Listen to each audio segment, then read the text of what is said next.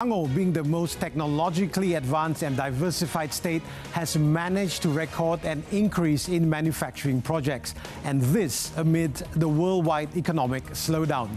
Now, what are Selangor's strategies to strengthen its position as a competitive and preferred investment destination in Asia? And being the golden state of Malaysia, what is the plan to increase foreign investment to accelerate economic recovery and challenges brought on by the pandemic? I'm Zahir Kelvinong Abdullah, and this is Money Matters.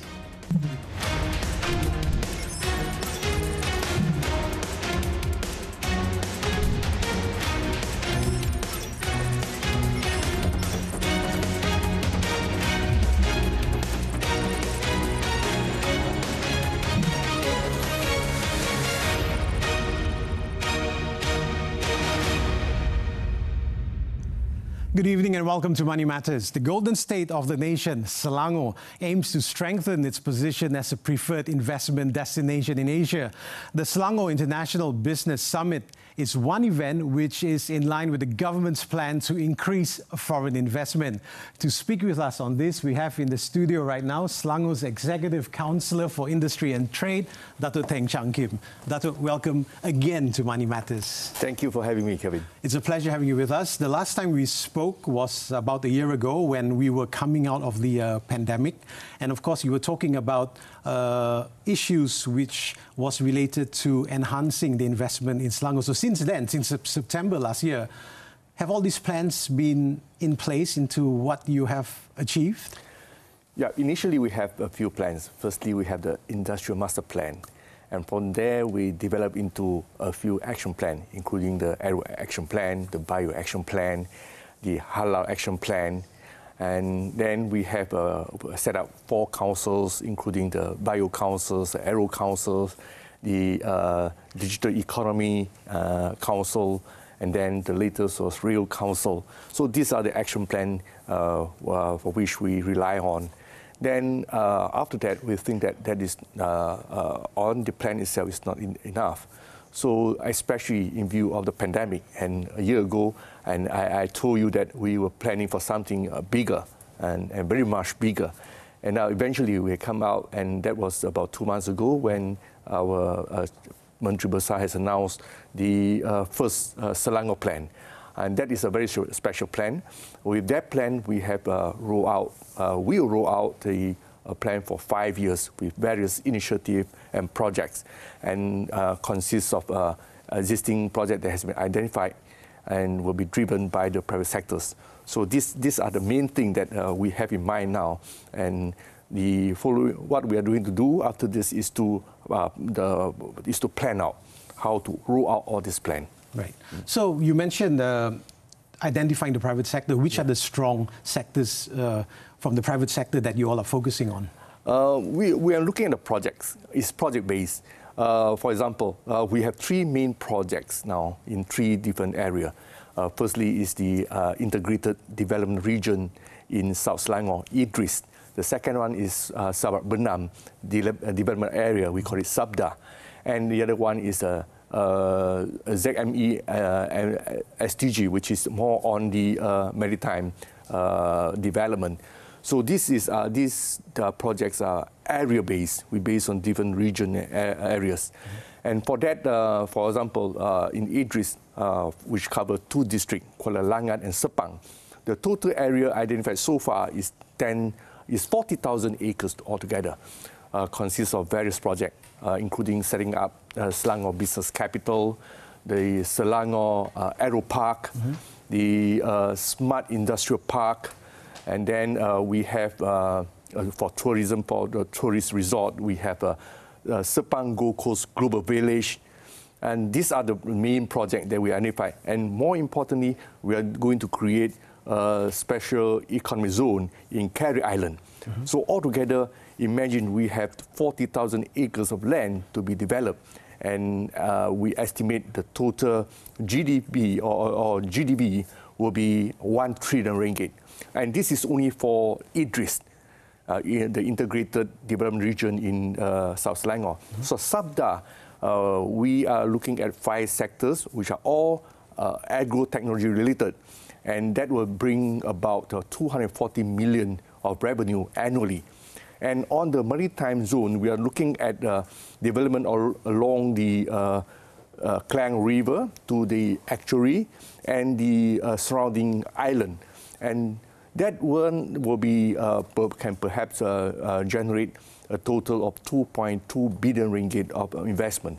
So such are the projects that will bring a lot of development that make the whole economic development robust in Selangor. Right. So now, Selangor being the most technologically advanced and diversified state basically managed to record an increase in manufacturing projects despite the worldwide economic slowdown.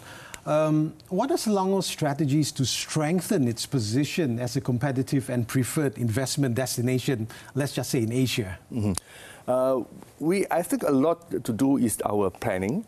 As I said, we have an action plan for various sectors, and now we go into the regional development, the South Selangor, the North Selangor, and along the Klang River.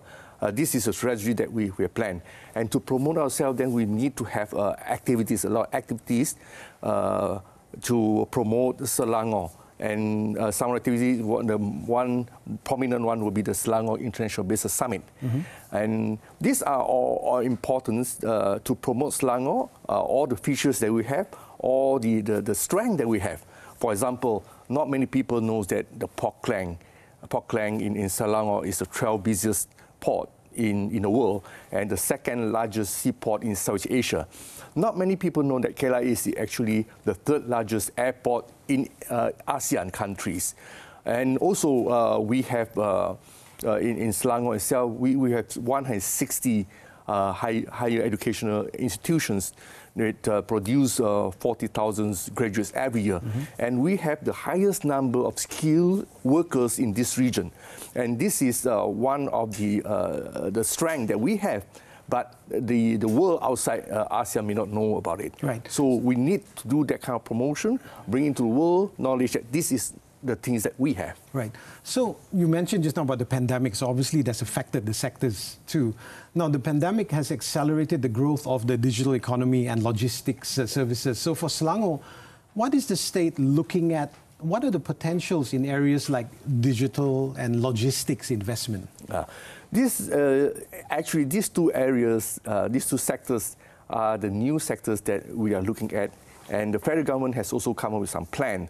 And of course, it is not a complete plan, but we are working on it. For example, for digital development, we have been working with MDEC to look at how we can attract the foreign investment into, for example, setting up GBS, the Global Business Services. This is one of them, and to bring the innovations that related to digital economy to this country. And therefore, we have set up our corporations like SIDEC, the Selangor E-commerce and Digital Economy Corporations that concentrate on the training and especially we have set up our incubator and we have our accelerator program to train our own entrepreneurs so that they can later join up with the foreign investors to set up the partnerships on that. And on the logistics, we have seen the trend that many logistics companies have chosen Selangor as their regional distribution center. And we have many companies actually moving from Singapore to Selangor. And we have seen also big corporations or the MNCs has already chosen Selangor as their future development. And for the past 1 month, I have actually attended 2 groundbreaking of the new logistics center, and these are investment from overseas. Right. Datuk Teng, hold that thought. We've just got to go for a very quick commercial break, so stay with us and we'll be right back.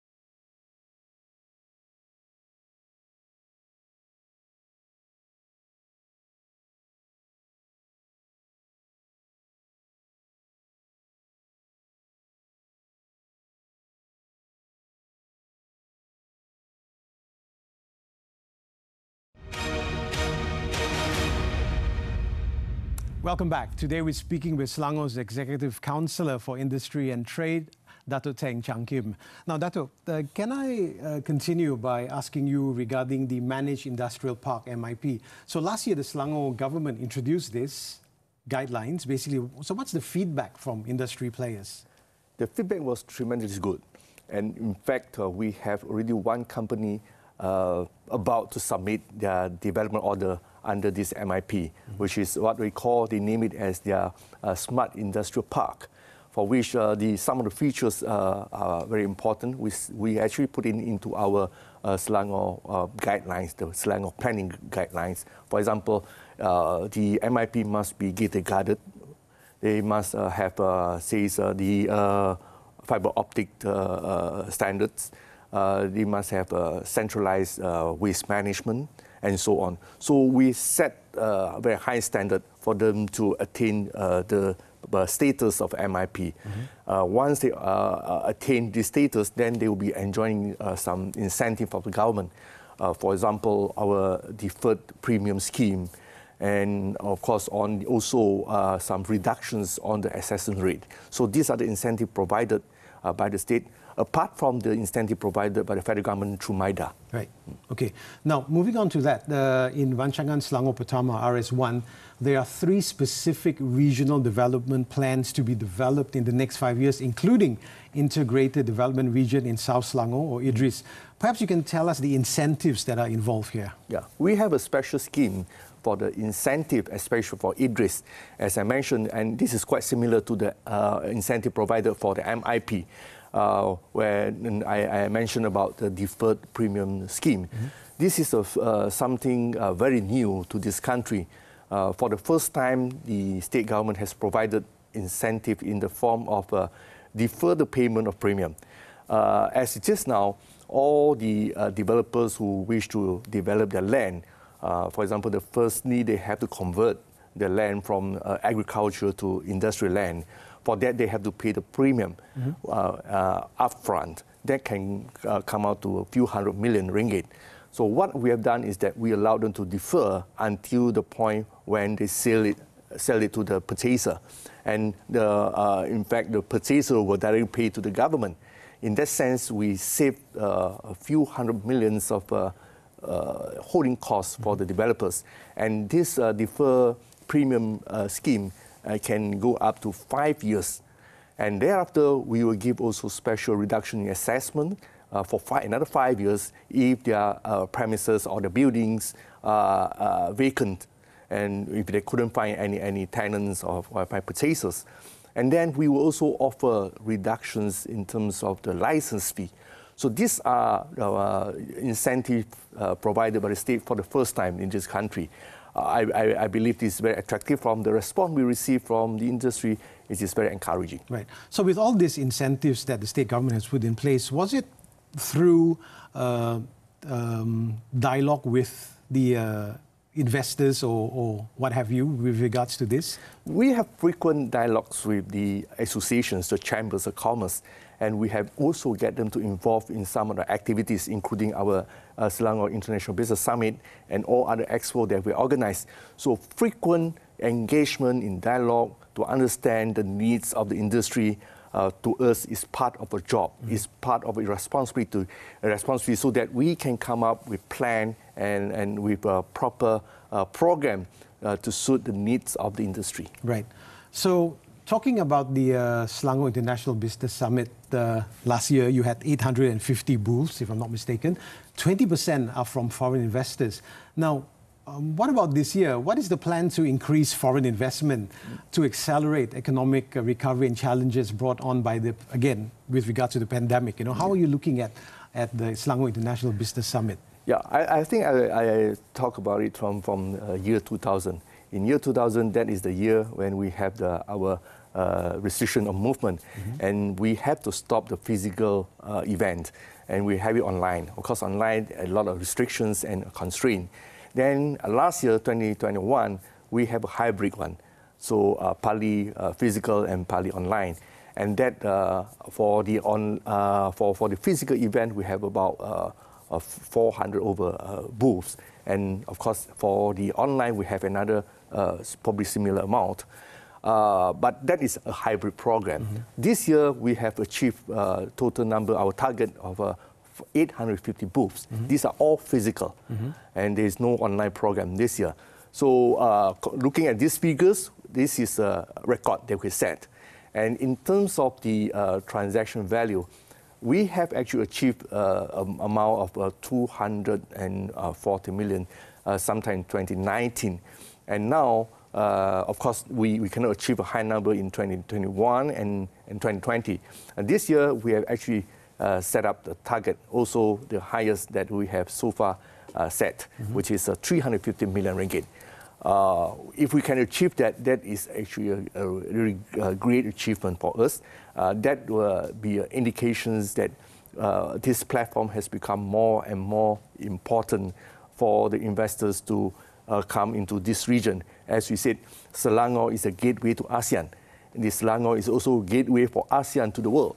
And we believe that we can achieve that. Right. Datuk Teng, again, thank you for that. We just got to go for a final commercial break, so stay with us and we'll be right back.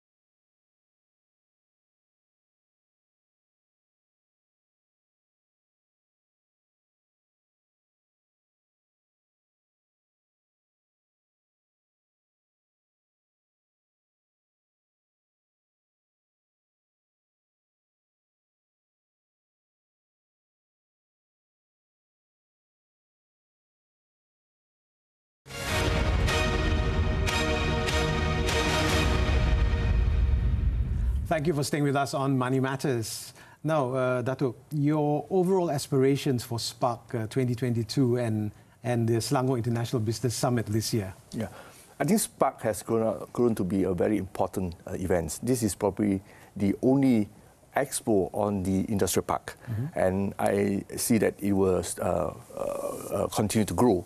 And for SIBS, and it has become more and more prominent, become a platform that connects the world and ASEAN.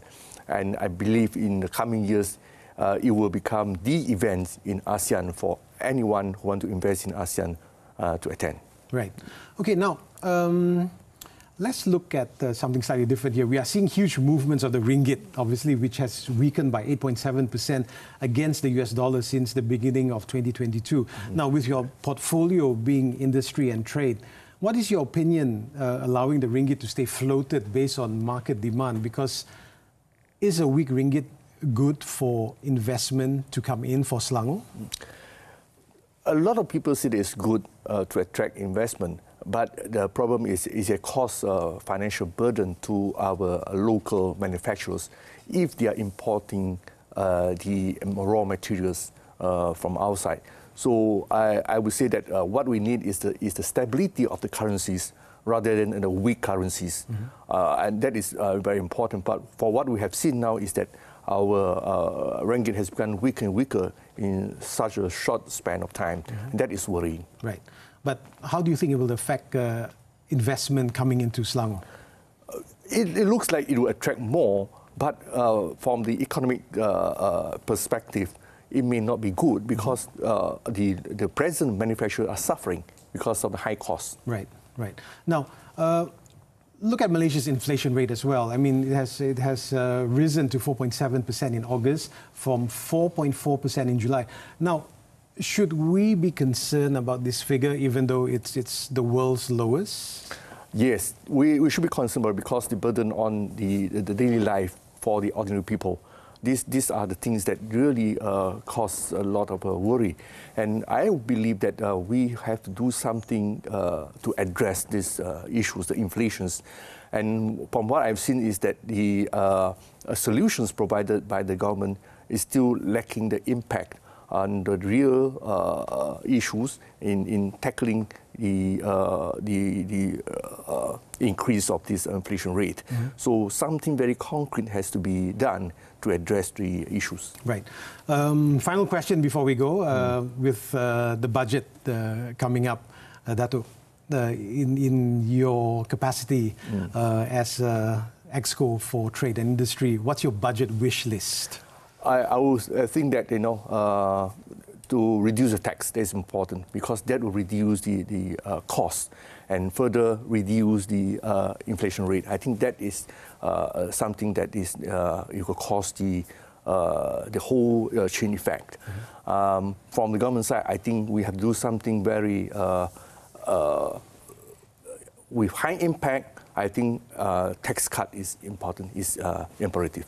Tax cuts. And yes. Of course, with these rumors of forthcoming elections as well, some people have basically said that it could be election budget as well. What are your thoughts on that? Certainly it will be an election budget. No one will say that it won't, and no government will actually miss these opportunities. Right. So just before we go again, because you have mentioned tax cuts just now, so what sort of tax cuts do you think that the government should look at here? The corporate tax and personal income tax. I think that is very important. That is pivotal in the present circumstances. Right. Okay. That's all the time we have for our discussion with you, Datuk. Thank you. We appreciate your time with us this evening. Now, before we end the program, here's something on the domestic gas industry. As Malaysia navigates its way to an energy shift towards low-carbon energy sources, natural gas will play a pivotal bridging role in this transition.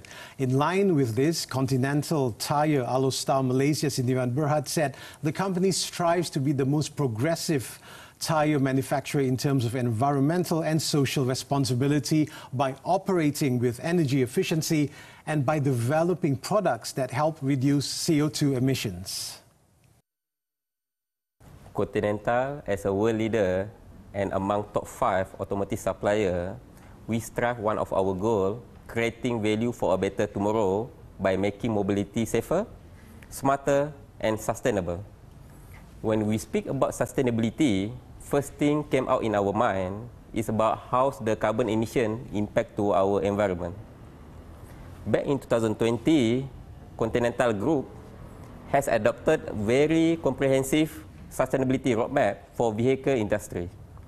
At Continental Tires, we aim to operate carbon neutral manner.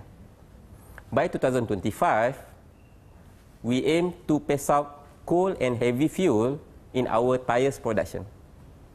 By 2040, we aim to make all of our entire production is carbon neutral by increasing energy efficiency and implement new technology. By 2050, all the stages in global value chain will be completely carbon neutral.